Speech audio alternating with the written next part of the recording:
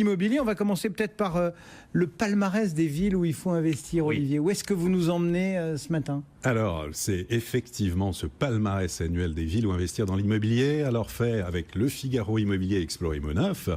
On rappelle simplement, peut-être Cédric, un peu la méthodologie. L'immobilier, c'est pas que des prix et des mètres carrés. L'immobilier, c'est important de savoir la part des étudiants, l'évolution démographique, l'évolution de l'emploi dans une ville, mais également, bien sûr, tous les indicateurs immobiliers, les prix du neuf, de l'ancien, des petites surfaces qui intéressent les investisseurs, mais également la hausse, par exemple, de la taxe foncière, la part des investisseurs. Enfin voilà, tout cela mis... tout ce qui fait un marché. Tout ce qui fait un paysage immobilier. Voilà, alors on a décerné un certain nombre de points et cette année...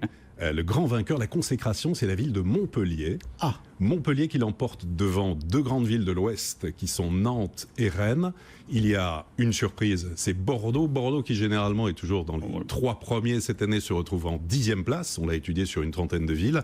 Et puis on a une petite surprise, c'est la ville d'Angers. Angers, 150 000 habitants, mais qui est 6e au classement. Alors Montpellier, la consécration. Cette année, Montpellier, on connaît les ruelles médiévales, un peu le côté historique, mais Montpellier, c'est vraiment la carte de la modernité. Il se passe beaucoup de choses. Bon, déjà au niveau immobilier, ils ont de bons indicateurs. 2500 € par mètre carré en moyenne dans l'ancien. Des loyers qui progressent pour les petites surfaces. C'est intéressant pour les investisseurs. Et puis, on a une ville qui construit énormément. Une dizaine de ZAC, de zones d'aménagement concertées à la fois. On a à l'est, au sud de la ville, des milliers de logements, de bureaux, de commerces, d'écoles qui sortent de terre progressivement, et puis tourner vers l'avenir parce qu'il y a un symbole à Montpellier, c'est le quartier Cambacérès qui va héberger près de la nouvelle gare TGV la French Tech avec une halle du numérique qui va héberger, on va dire 500 startups. C'est une ville qui est en mouvement, qui bouge beaucoup, et dans le Figaro Immobilier Explorer Imo9, on vous donne comme ça évidemment secteur par secteur des rendements, de la rentabilité.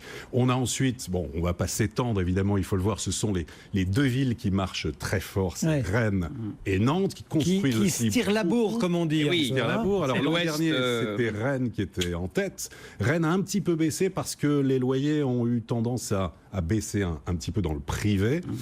Mais autrement, c'est une ville là aussi à suivre. Nantes, les Nantais disent que c'est un arrondissement, un bel arrondissement parisien qui a toutes les qualités à la fois culturelles, des équipements sportifs à 1h56 de Paris, à 1 heure de la mer, qui a beaucoup là aussi d'aménagements qui se développent du côté de Nantes. On a Nantes, on a un quartier d'affaires, on a une nouvelle gare d'ailleurs qui va être créée. Et puis Nantes, c'est 100 000 habitants supplémentaires d'ici 2030. C'est une ville très intéressante. Rennes également.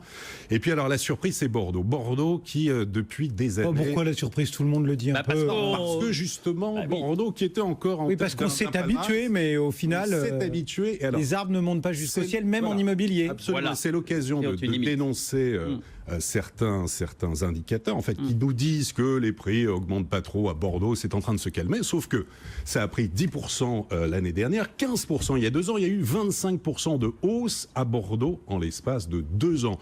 Donc on dit simplement, attention, bien sûr vous pouvez investir. Bordeaux poursuit sa mue, c'est intéressant, mais pour les investisseurs, faites attention. Cette année, carton jaune, Bordeaux a beaucoup augmenté. Et quand on dit que ce sont les Parisiens qui font augmenter les prix, c'est vrai en partie, mais pas que. Bordeaux est littéralement... a été pris par le phénomène Airbnb. Il y a beaucoup de Bordelais qui se sont dit... On va y revenir. C'est la poule aux œufs d'or. Il faut absolument investir et prendre un studio, petite surface qu'on va...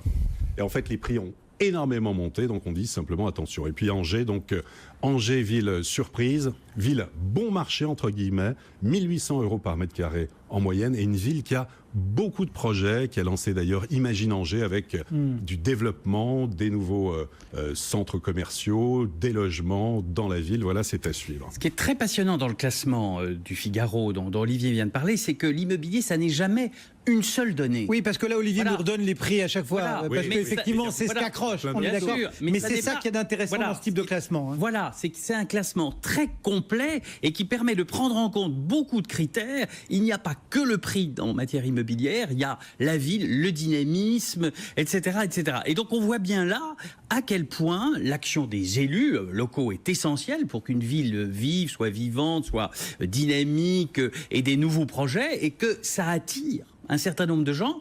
Et si, au contraire, il n'y a pas, eh bien, on voit bien que, alors évidemment, il y a des conséquences sur les prix, mais il y a des conséquences sur l'ensemble de la perception du marché et même sur la vie des gens à l'intérieur. Donc, encore une fois, l'immobilier, c'est pas uniquement c'est où est-ce que c'est le plus cher, où est-ce que c'est le moins cher, où est-ce que etc. C'est un ensemble de choses, c'est la vie de l'ensemble des gens qui y sont. Et je trouve qu'un classement de ce type, avec toutes ces données prises en compte, c'est ça qui est intéressant, encore une fois. Et puis ça vient de loin souvent, parce que Montpellier, là vous le dites, ils sont en tête, ça fait des années que toute la ville et la région de Montpellier, par exemple, subventionnent les créations d'entreprises. Quand vous créez une entreprise à Montpellier, vous touchez beaucoup plus d'argent qu'ailleurs, et inévitablement, les petits cailloux font... Bien sûr, et puis il y a... les petits ruisseaux, pardon, pour les grandes rivières. Il faut toujours qu'il y ait un ensemble, la technologie moderne qui est liée aussi, bien sûr, à la présence d'universités. Quand vous avez des grandes facs, on parlait aussi à l'Ouest, où on a aussi bien sûr des grandes facs qui sont très innovantes. C'est important pour un investisseur de savoir qu'il n'y a pas aussi de carence locative aussi, qu'il y a un turnover important. Bien sûr. Et puis c'est l'occasion, merci en tout cas Pascal, de rappeler les fondamentaux aussi quand on veut investir. Il n'y a pas que la rentabilité. Non. En tout cas, il faut toujours se rendre sur place, évaluer le marché locatif à la loupe et savoir qu'on n'achète pas un produit, on achète un logement. Donc c'est très important d'avoir ces et connaître l'environnement. Et le dynamisme d'une ville, ça se perçoit aussi. C'est pour ça qu'il faut vraiment aller voir, parce que vous voyez bien qu'il y a des villes un peu plus éteintes que d'autres, on ne donnera pas de nom, mais il y en a qui sont plus éteintes à tous égards, et d'autres où on sent bien qu'il y a une forme de dynamisme, et évidemment, le dynamisme économique, social, culturel, ça joue un rôle important. Très important.